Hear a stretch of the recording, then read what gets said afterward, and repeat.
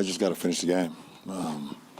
You know, everything has to go wrong in order for you to lose a game like that, and everything went wrong, and you tip your hat. Miles Turner, three. Gamer. Oh, Miles. Long rebound. Halliburton. Hold on, he held on it too long. Nembhard away. Yeah, baby. Got it. The rookie out of Gonzaga hits the three at the buzzer to win the game. With pace, and also continue to be organized and move the ball, and that falls on me. I'll take responsibility for that. And then also late in the game, just giving up defensive rebounds. It's been something that, offensive rebounds. I'm sorry. It's been something that has plagued us the last couple of games. And Indiana is a really good team, a team with. Machiavelli will break his silence. Machiavelli will finally do a Laker video. I know y'all been telling me of Marcus, your last Laker video. Ooh, it's been over a month since I last did a Laker video. And here's why. We suck. It's the reality of the situation. Over the past month, the Lakers are starting to try to play better. They've tried different lineups and stuff. We gotten some players back. But let's just be real here. We're going to get straight into it because this video is mainly about what happened last night, which blew my mind. I was shocked, y'all. And actually, in my quote-unquote new vlog, my Real Mrs. Machiavelli vlog, you guys are going to see me watching the game, which is weird because I don't, you know what I'm saying?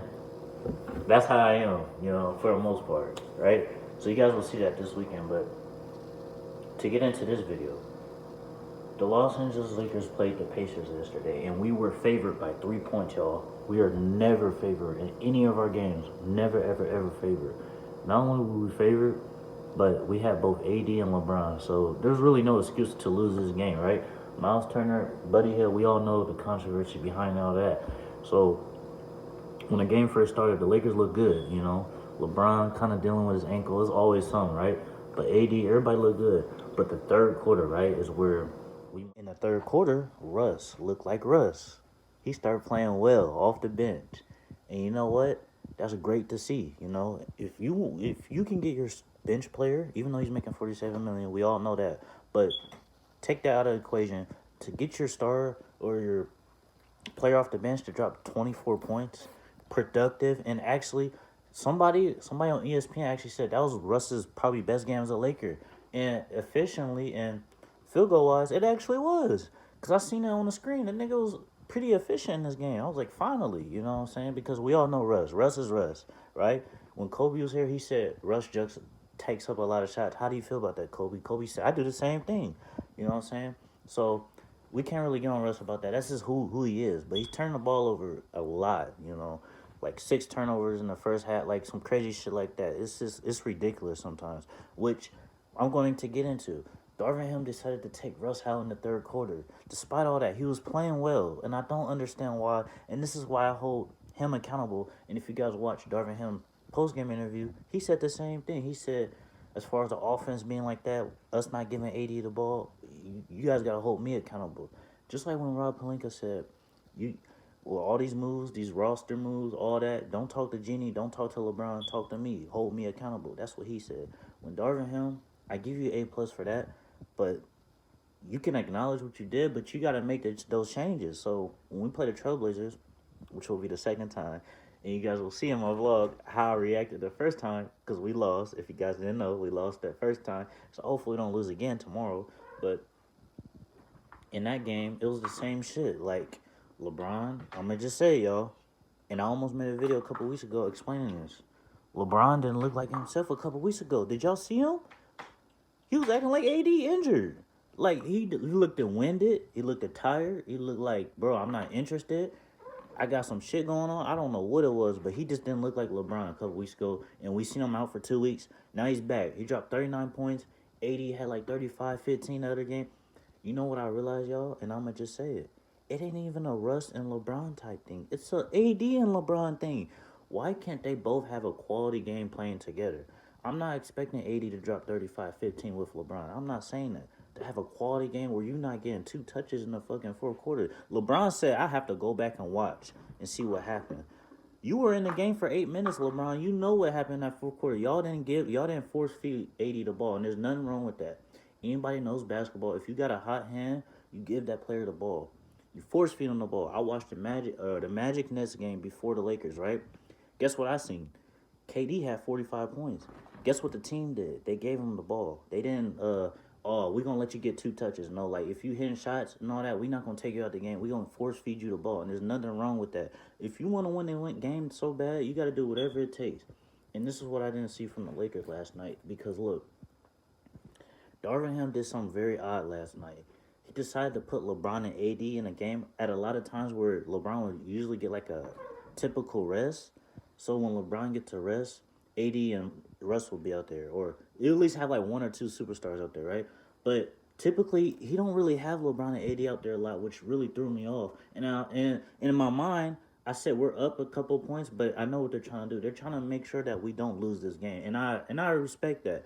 But I guess the bad thing about doing that is that LeBron, a lot of people say he looked tired, like walking up the court. Like, I don't know what it was, but like maybe you shouldn't do that. You should be giving LeBron, a 37-year-old, he's turned 38 next month, the day before my birthday.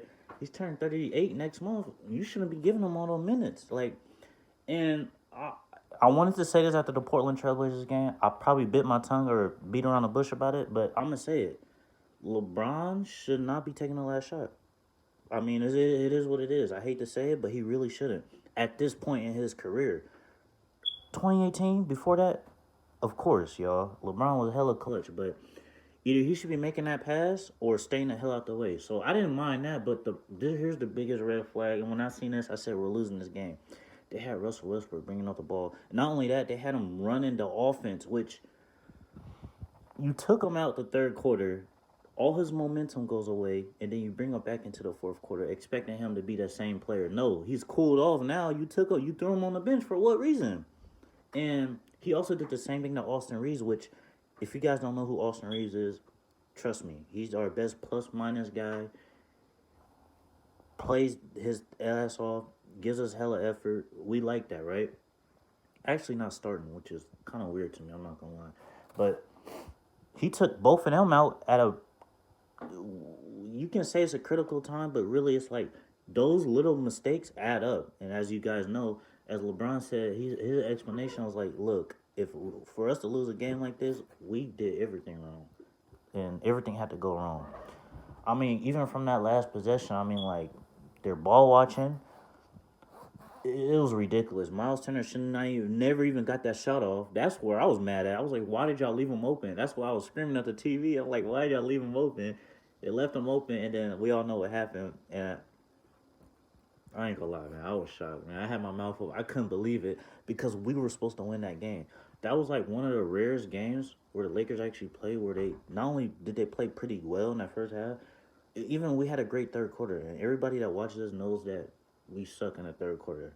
We actually played well in the third quarter. We just turned the third quarter into the fourth quarter, which doesn't make any sense, but I don't edit no videos. Anyway, the point is, who do I blame for this loss? Because I'm seeing everybody say LeBron. I went on Twitter. I knew who was trending. It ain't just LeBron. It's Darvin Ham, bro. He's a rookie coach, and he made a lot of rookie mistakes. Like, bro, people are going to say, DeMarcus, you have to hold the players accountable.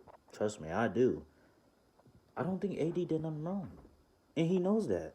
This is what I said, because y'all, I take this Lakers shit very seriously, right? Win or loss, I go back and I watch film like I'm a player. I go back, I watch the highlights. I go back, I watch the interviews. I do all that. I even watch post game.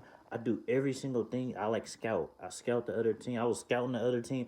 Bro, I take these Lakers shit very seriously. So, trust me, it's not AD's fault, bro. It's kind of Darvin Ham's fault, man. With all these different, you got to realize something, right? And we can point at little things like Dennis Schroeder doing that little foul. Trust me, I've seen it all, bro. As a coach, you cannot blow no 17-point lead. I'm sorry. You cannot, bro. That's part of a coaching problem. I'm sorry, it is. And a lot of people, they're like, look, if Frank Vogel was still on the team, y'all would be blaming him. And we would.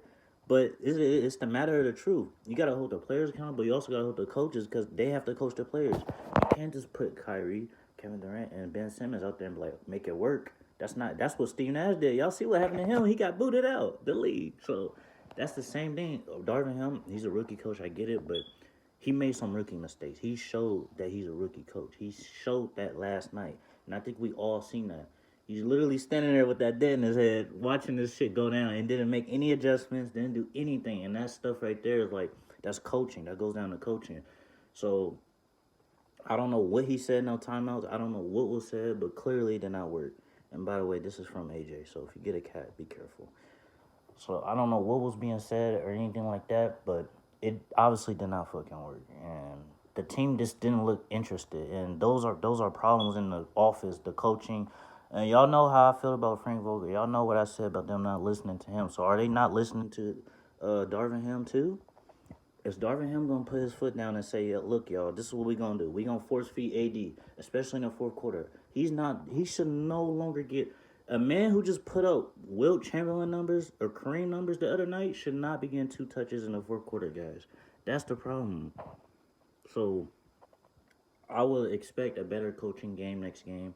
I will expect AD to hopefully, like, we just had this fucking problem a couple games ago. We should not be dealing with this again where he's got to get 2 touches. Hopefully that problem gets fixed next game. And hopefully, I don't know, you got to arrest LeBron or do something because he can't be looking like that. Like, they both look bad in that fourth quarter, right? So we all seen it, right? So with that being said, a better coaching game. We gotta coach better next game because whatever that was, you're not supposed to lose games like that. Like, that felt like a win. So when we lost, I couldn't even believe it. Every other loss we had this season, I wasn't shocked, y'all. It's the Lakers. This game, I actually felt hurt because I couldn't believe it, bro. Like, I was shocked. I couldn't fucking believe it. But anyway, y'all, new Laker video. Hope you enjoy it. Hopefully we get a win against Portland, I believe. And then we have the Bucks. So we have a very tough road schedule after this game, too. So it's going to be tough, but hopefully we can pull it out. And like I said, Lakers have been playing somewhat decent, but we was playing against ass teams. So what do you expect? You know, these niggas tanking. So it don't matter, right? So like I said, hopefully we play better. And, yeah, be on the lookout for those videos coming this weekend.